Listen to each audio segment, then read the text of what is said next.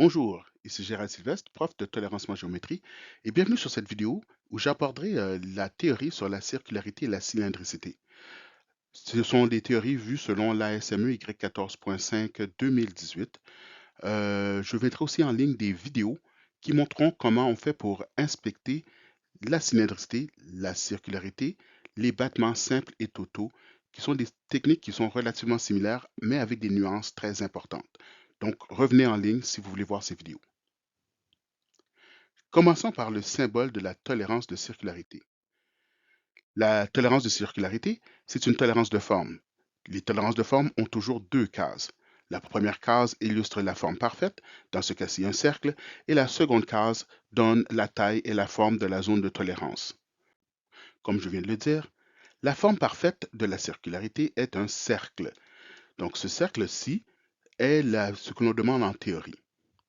Nous voulons que le cercle n'ait pas de défaut de circularité qui excède la zone de tolérance spécifiée dans la seconde case.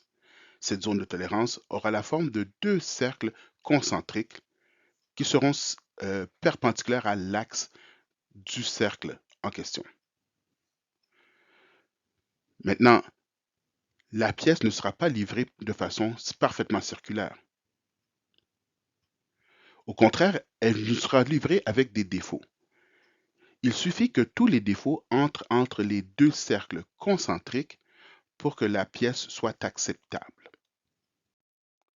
La circularité se mesure tranche par tranche. Les tranches doivent être prises de façon perpendiculaire à l'axe. Ainsi, sur un cylindre, nous pouvons voir ici que la circularité se mesure à divers endroits tout le long du cylindre. Il est possible aussi d'utiliser la circularité sur un cône. Encore une fois, chacune des tranches seront prises de façon perpendiculaire à l'axe du cône.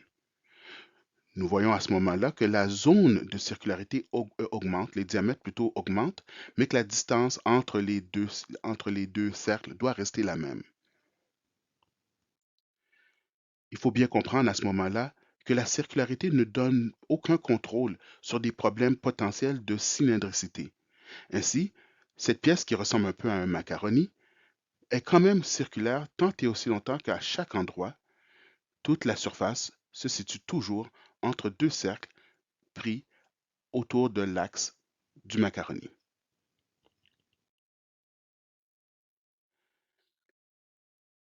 Avec la circularité, il faut savoir que la règle numéro 1 s'applique. La règle numéro 1, qu'est-ce que c'est? La forme doit être parfaite lorsqu'on arrive au maximum de la matière.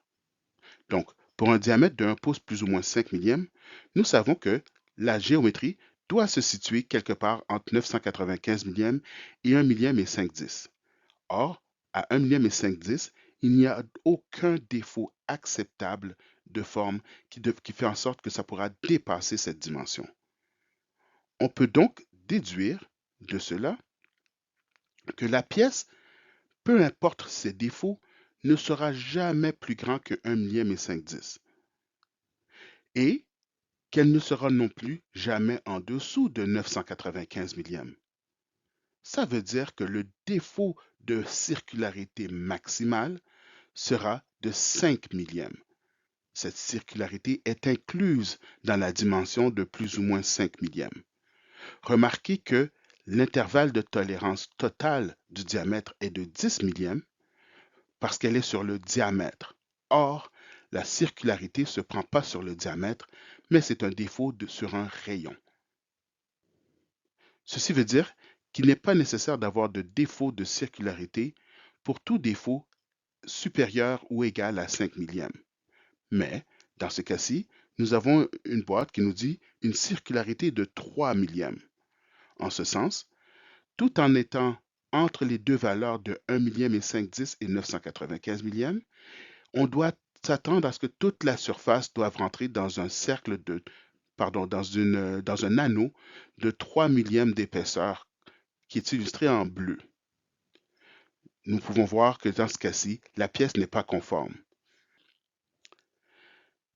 Donc, nous voyons que l'intervalle de tolérance de la circularité devra toujours être plus petit ou égal à l'intervalle de tolérance du diamètre. Il y a une exception, c'est lorsqu'on utilise l'état libre ou indépendamment de la règle numéro 1, ce dont je ne parlerai pas dans cette vidéo, mais je vous invite à lire la norme pour pouvoir vous informer au cas. Notez que la zone de tolérance de circularité ne contrôle pas le diamètre, juste la forme. Ainsi, on peut avoir n'importe quel diamètre tant et aussi longtemps que la zone est respectée. En résumé, la circularité, c'est l'espace entre deux cercles concentriques perpendiculaires à l'axe. Ça s'applique sur des surfaces en rotation seulement. Il y a déjà une circularité qui est incluse dans la règle numéro 1, donc on n'a pas besoin de mettre une circularité si l'intervalle est plus petit que celle qui est déjà déterminée par la grandeur. On n'a jamais de datum, on n'a jamais de référence, parce que c'est une tolérance de forme. La circularité ne s'applique pas au maximum de matière ni au minimum de matière. On ne peut pas les appliquer dans ces cas-là. Lorsqu'on y réfléchit un peu, ça devient insensé. Tout à l'heure, je disais que la circularité, cependant, ne contrôle pas les problèmes de cylindricité. La cylindricité, elle, peut être appelée afin de faire respecter la tolérance sur l'ensemble d'un cylindre. Bien entendu, ce symbole est représenté par deux cases puisque c'est une tolérance de forme. La première qui montre la forme parfaite et la seconde qui donne la taille et la forme de sa zone de tolérance. La forme parfaite d'une cylindricité, eh bien, c'est dans le terme cylindre, c'est deux cylindres, c'est un cylindre. La zone de tolérance, elle, se situe entre deux cylindres qui sont coaxiaux l'un à l'autre dans l'espace. Encore une fois, il n'y a pas d'atome. Donc, l'orientation de ces cylindres importe peu, tant et aussi longtemps qu'ils sont dans l'axe de l'élément qu'on mesure. Une pièce donc nous sera livrée avec des défauts, et si tous les défauts entrent à l'intérieur de ces deux cylindres-là, eh bien la pièce est considérée comme étant cylindrique. Maintenant, pour être sûr de pouvoir bien illustrer la différence entre une cylindricité et une circularité, regardons comment ils sont inspectés. Pour la circularité, elle se prend tranche par tranche. Ça veut dire qu'à chaque moment, nous allons prendre une distance et remettre à zéro. Donc, je prends une première distance ici, je remets mon indicateur à zéro à une seconde position, je reprends une distance et je recommence, etc., etc., le nombre de fois qui est requis. Donc, la circularité aura trois valeurs distinctes à ce moment-ci. La cylindricité, cependant, est différente. On va d'abord mettre le zéro au début, puis on mesure toutes les variations en même temps qu'on se déplace. Et là, à ce moment-là, le pire des scénarios, la plus grande et la plus petite valeur à tout moment, l'écart entre les deux seront la cylindricité. J'ai fait une vidéo qui montre comment on inspecte la cylindricité. Vous pourrez la regarder lorsqu'elle sera mise en ligne. En résumé, la cylindricité, c'est l'espace entre deux cylindres coaxiaux. Elle s'applique sur des faces cylindriques seulement. Elle ne peut pas se mettre sur un cône comme certains étudiants ont tendance à le faire. Elle est incluse dans la règle numéro 1. Il n'y a jamais de référence, il n'y a jamais de datum pour une cylindricité puisqu'il s'agit d'une tolérance de forme.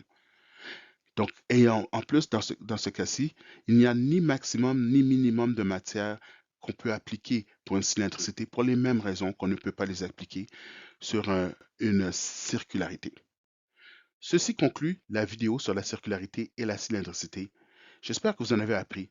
Comme je l'ai dit précédemment, il y aura des vidéos en ligne pour montrer comment mesurer la cylindricité et la circularité. Je vous invite à les regarder. Ici Gérald Sylvestre, professeur en tolérance géométrique. Bonne journée.